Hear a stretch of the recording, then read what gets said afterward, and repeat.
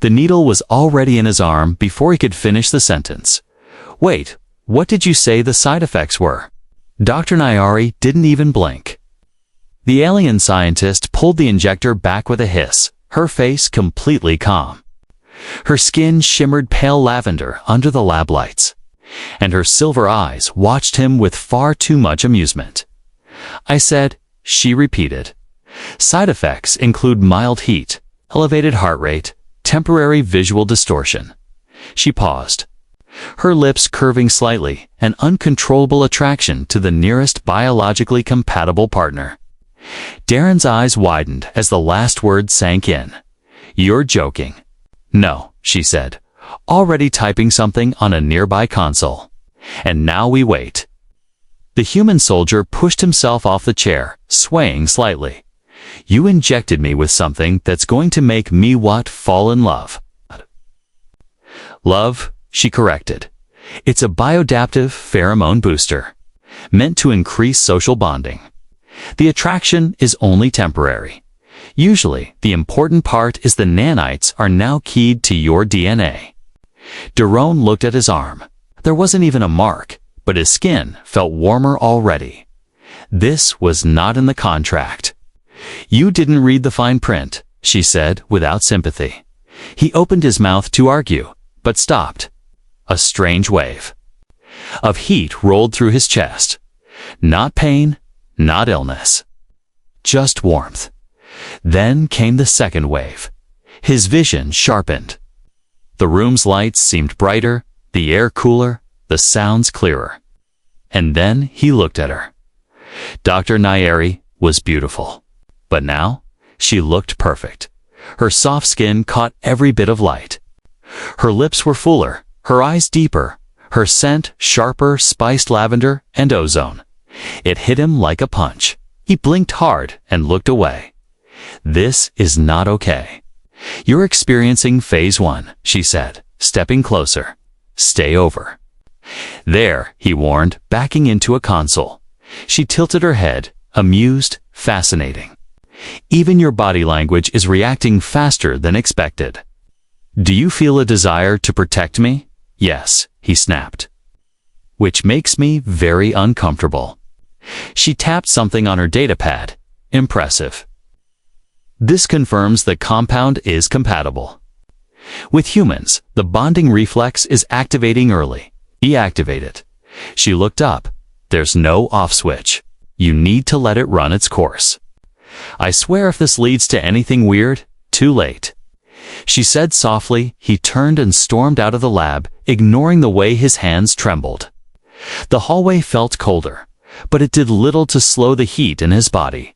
Every thought kept circling back to her voice, her scent, her shape. It wasn't just attraction. It was pull.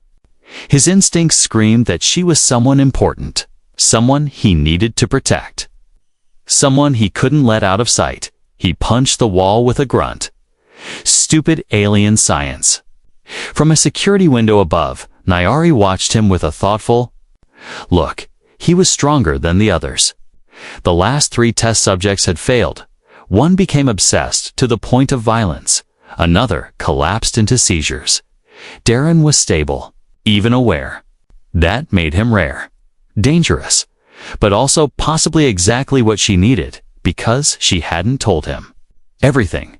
She hadn't told him the real reason for the injection, or that the attraction wouldn't wear off like she claimed, or that she hadn't just chosen any human for this experiment. She had chosen him.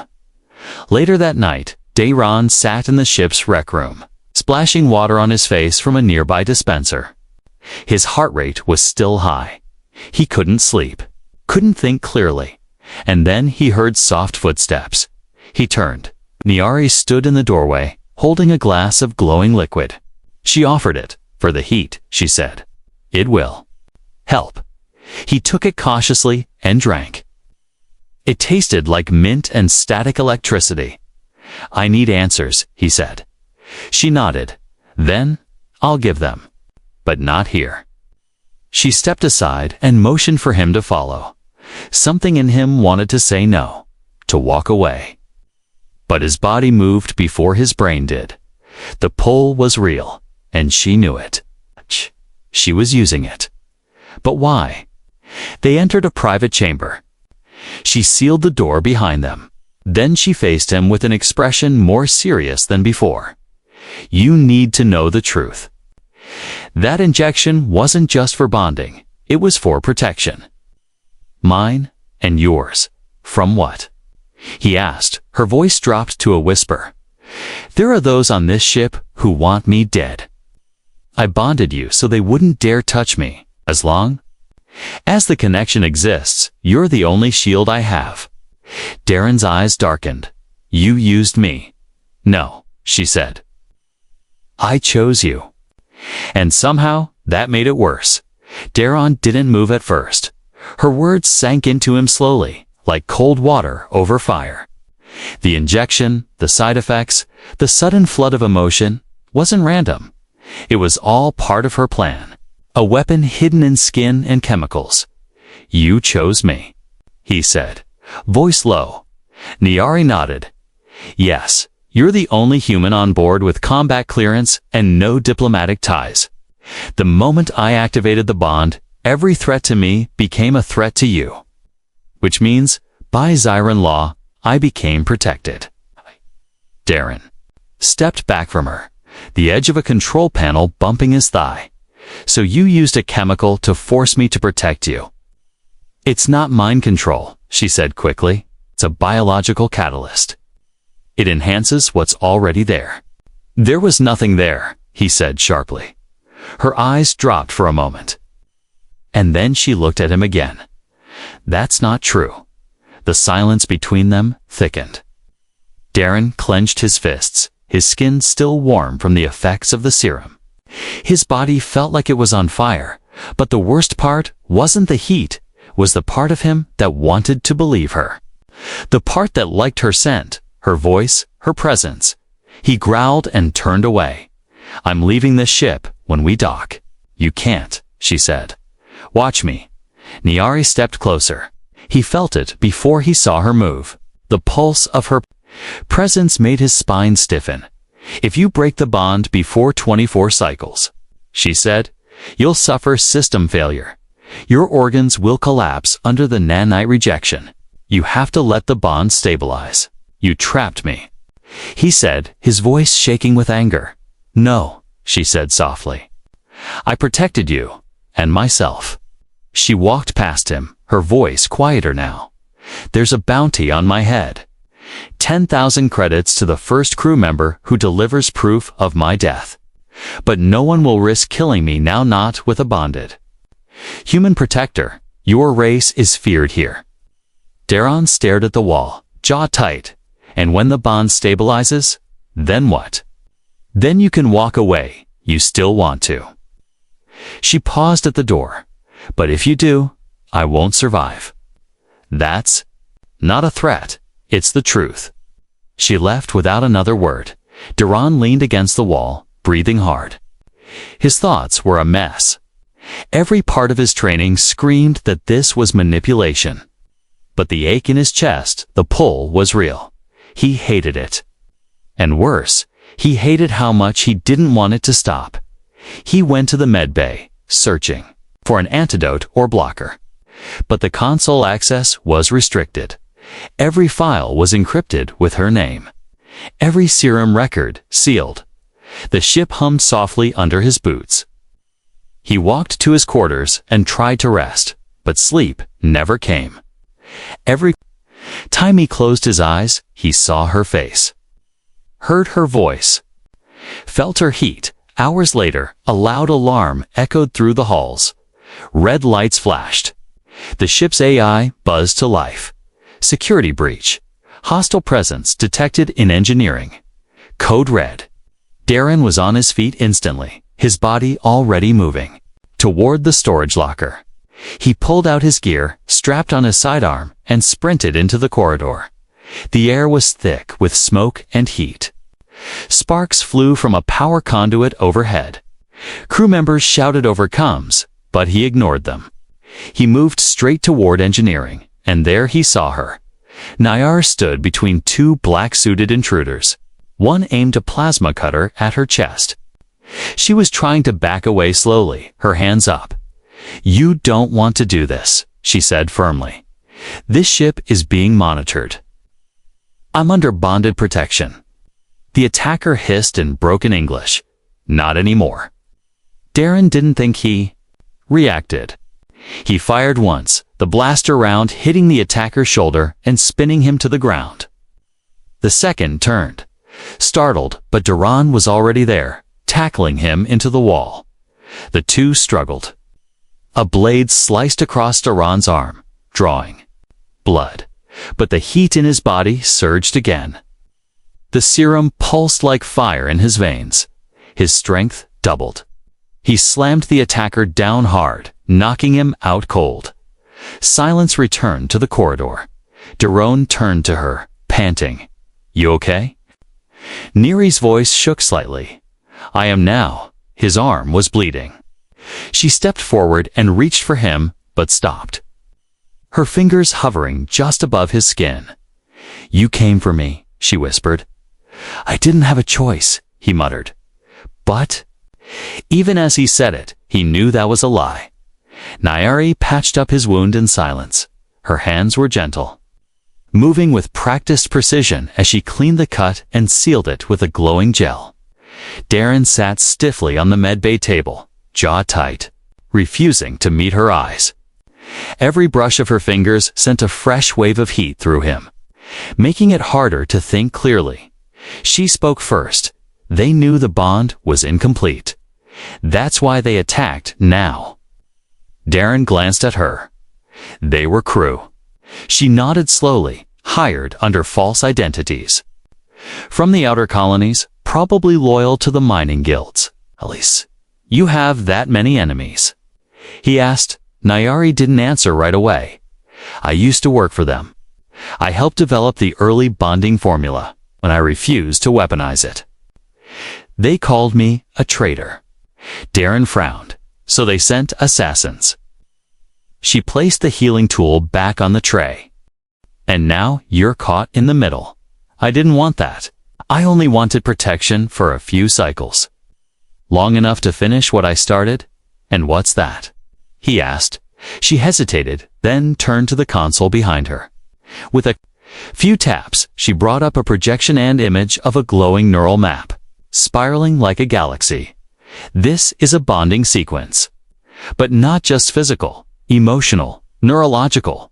The prototype we used was unstable. It made people obsessed, violent, unpredictable.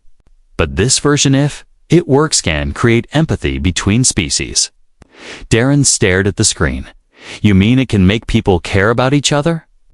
"Yes, and not just chemically. Genuinely, if I can prove it works, it could end more wars than any treaty. And you tested it on me?" he asked, voice sharp. She didn't flinch.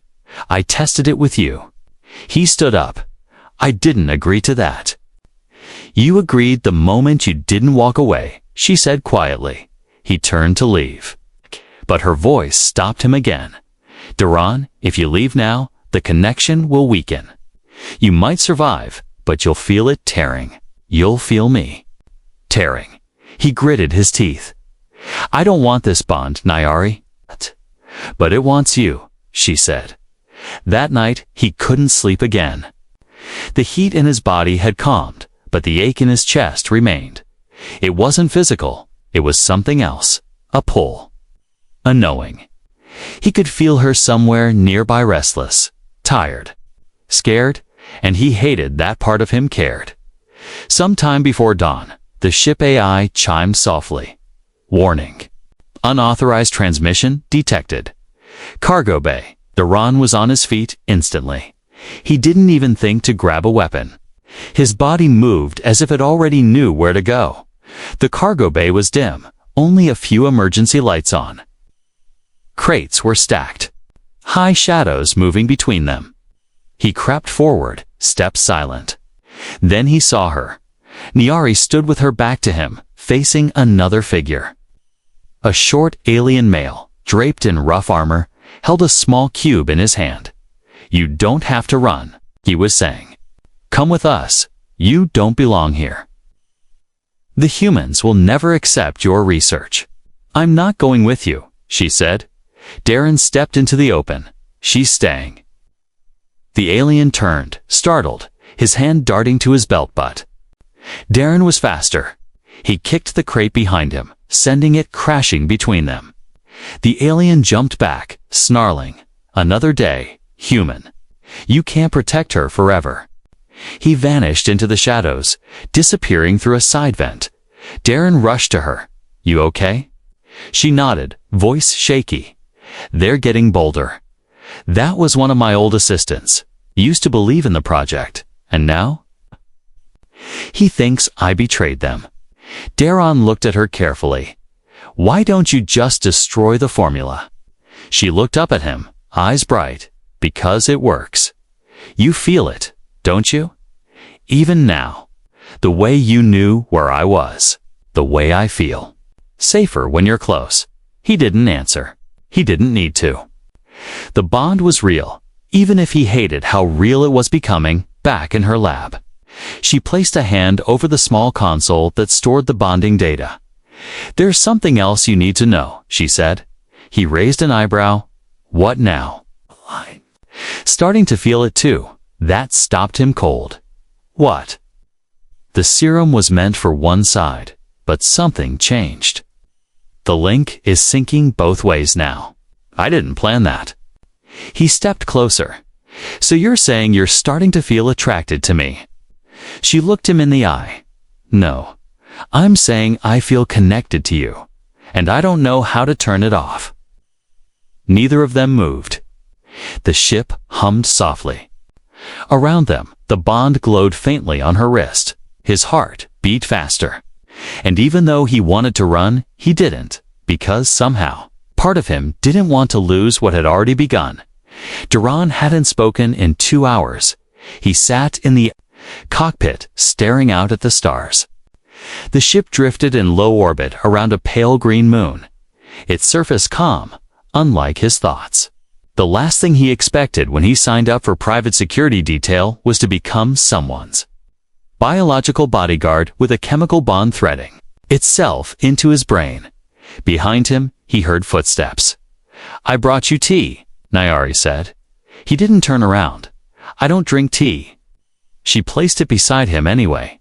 It helps with the side effects, regulates the heartbeat, cools the bond temperature. He finally looked at her. Her expression was softer today, less guarded. She looked tired, like the cost of controlling her own feelings was starting to wear on her too. I don't know what's real anymore, he said.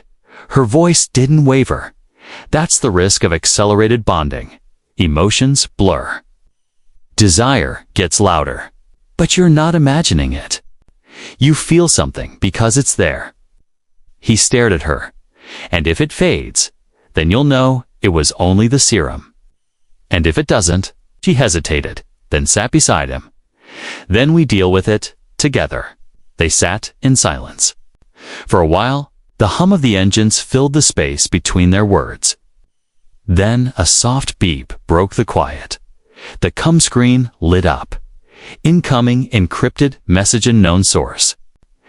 Daron taps the console. A shadowy face appeared. Male, one of the mining guild's officers. Judging by the scar-like brand on his collar, you have something that belongs to us. The voice said. Darren's face darkened. She belongs to no one. Oh, but she does, the voice replied. She was paid for, engineered in our labs. Her mind, her work, her serum. That bond in her blood. We made it. It's property. Darren's jaw tightened. What do you want? Simple. Turn her over. No violence. We'll unbind you. Wipe your memory. You'll be free. Nayari paled beside him. Her voice trembled. They can't wipe your memory without damaging your neural core. The voice continued. Or you can refuse, and we'll come take her by force. You won't survive. She might not either. The message ended. Darren stared at the screen long after it went black.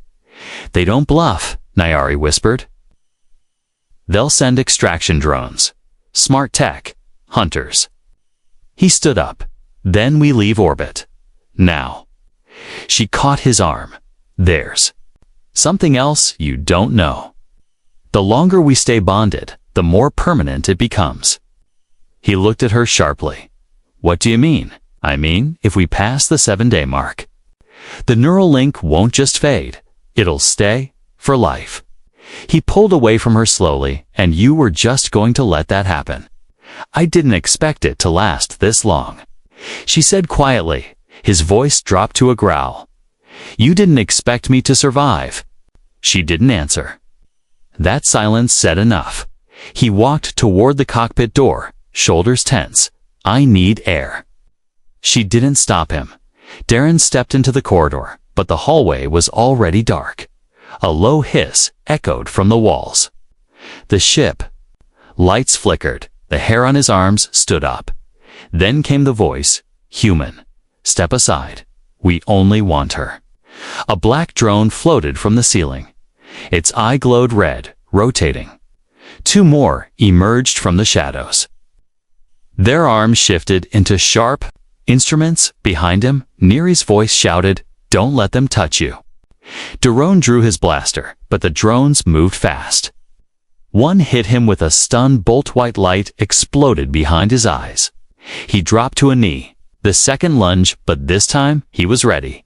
He rolled sideways and fired. The bolt ripped through the drone's eye, and it dropped in a shower of sparks. The others adjusted course, aiming at Nayari. "No," he shouted, lunging between her and the blast. The bolt struck him in the chest. Everything went white when he woke up. She was above him, crying. Her hands were glowing, pressing over his heart. The bond on her wrist pulsed like a heartbeat, brighter than ever. "You idiot," she whispered. "You weren't supposed to protect me like that." His lips moved. "Can't help it." She laughed through her tears. "That's not the serum anymore."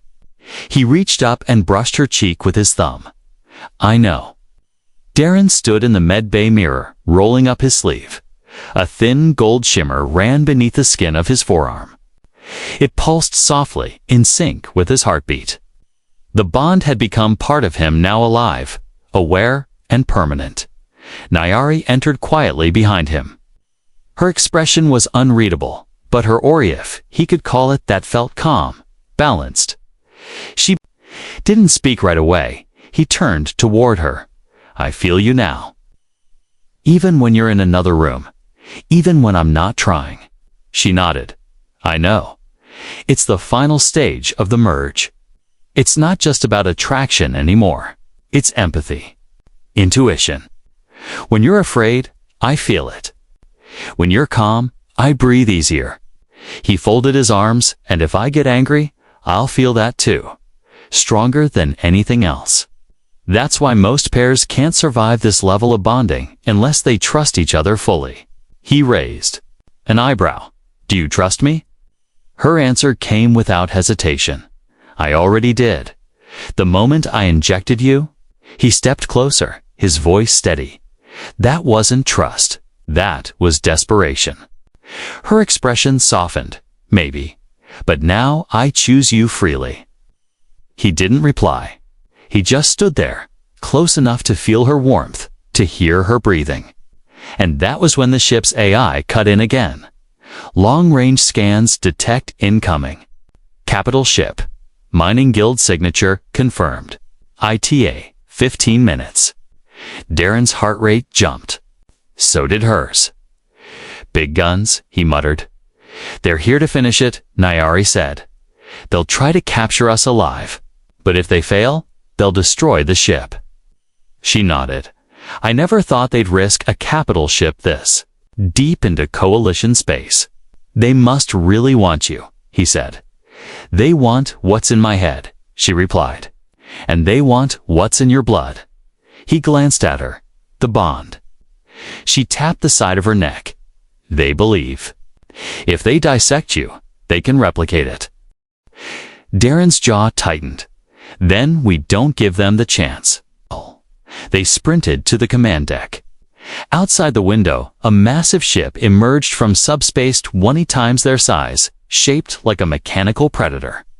Red lights glowed from its hull like hungry eyes. Duran slid into the pilot chair. "I can't outrun that." "You don't have to," Nayari said. "We have one option left." She tapped a panel on the wall. A small compartment slid open, revealing a glowing sphere. It pulsed like the bond itself. "What is that?" he asked. "Overload core, built from the bonding matrix. It amplifies emotional resonance and releases it in a feedback burst." In English, he snapped. "It uses us-or connection as a weapon." He stared at her. "That'll kill us, only if we do it wrong." He looked back at the giant ship outside the viewport. "I've never done anything right with alien tech." She placed a hand over his. "Then let's try together." They carried the core to the heart of the ship. Wires connected it to the main reactor. The glow grew brighter as they approached. Ron felt his chest tighten, the bond humming louder. With each step, they stood on opposite sides of the core, placing their hands on its surface. "You sure about this?" he asked. She smiled faintly. "I don't just feel you in my head anymore. I feel you in my decisions." The core lit up, wrapping them in a soft golden haze. "I guess," he said.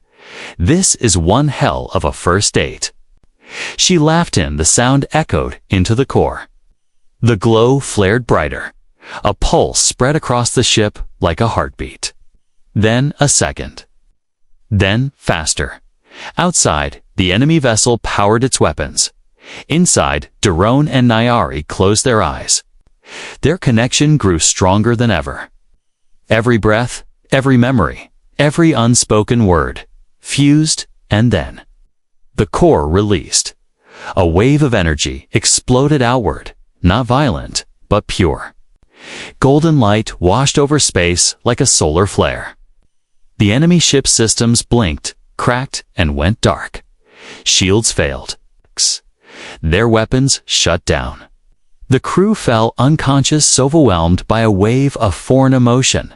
They never saw it coming. Inside the bond ship, everything went still. The lights dimmed, the core faded. Darren gasped for air, falling to his knees. Nayari rushed to his side, her heart pounding like a drum. "Are you?" "I'm okay," he whispered. They sat in silence. The ship drifted peacefully. No alarms. No threats. Just a strange, quiet calm. She touched his wrist. The bond still glowed, but it was steady now. "Balanced, you stabilized the core," she whispered. "With your mind." "No," he said. "I stabilized you." The enemy ship drifted dead in space. Its lights flickered, its weapons disabled. Whatever power had filled its engines was gone. Stripped away by the pulse, Darren and Nayari released together. It had taken less than 10 seconds to knock out a vessel 20 times their size. Inside their smaller ship, quiet returned like a blanket. Darren leaned back in the cockpit, eyes closed. His pulse had steadied. The golden bond line on his skin was dim now, no longer burning, no longer unstable, just present.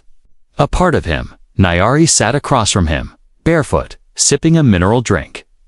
Her shoulders were relaxed for the first time since he'd met her. No lab coat, no sharp voice. Just her. "I thought we were going to die," she said softly. "So did I," he replied. She smiled and set the cup down, but we didn't. We pushed the bond beyond its limits. And we're still here. He opened one eye. "So what now?" "You go back to your labs and research. I go back to escorting spoiled diplomats across neutral zones." She tilted her head slightly. "I don't think that would work anymore." He nodded. "Me neither." The bond had changed everything. At first, it had felt like a trap, then like a mistake, then like a burden. Now it felt like a choice he hadn't known he wanted to make. She stood and walked over to the control panel. Her fingers danced across the keys. Coordinates loaded. On screen, "What are you doing?" he asked, sending a copy of the bond stabilization core to my private relay. The Guild won't get it, but the Coalition will. If they see what we did here, they'll have no reason to hunt us. He raised an eyebrow, and if they decide we're too dangerous. She shrugged. Then we keep running. Yeah, good at that. He stood and walked over to her. They looked at the screen together for a while, watching stars slide past like whispers. Then he turned toward her. "Is it still there?" he asked. She nodded. "The pull, stronger than ever. But it's not chemicals anymore." "No," she said. "It's something else now." He studied her face. "Do you want to turn it off?" Her lips parted, but she didn't answer right away. Then she reached up and traced the golden bond mark on his wrist with her fingertip. It glowed softly beneath her touch. "I thought I did. In the beginning, I was scared it wasn't real, that it was just reaction. But now," she looked up at him, "now it feels like home." Duran wrapped his fingers gently around her hand. "You made me angry. You tricked me. You tested on me. And I still don't like tea." She laughed. "And yet, here you are." He nodded. "Yeah, here I am." They stood like that for a while, quiet, still, comfortable in a way neither of them had known before. Not as test subject and scientist. Not as protector and protected. But as to people who had burned together and didn't fall apart. Then Nayar looked past him toward the stars. "You know what the bond can really do?" "What?" "It can heal." Duran raised an eyebrow. Emotionally, she smirked. "No, I mean it literally. Our immune systems are sinking. If one of us gets hurt, the other will adapt faster. If you get sick, I'll develop the cure." He blinked. "Okay, that's actually amazing." She leaned her head on his shoulder, and maybe a little romantic. He chuckled. "I was hoping you'd say that."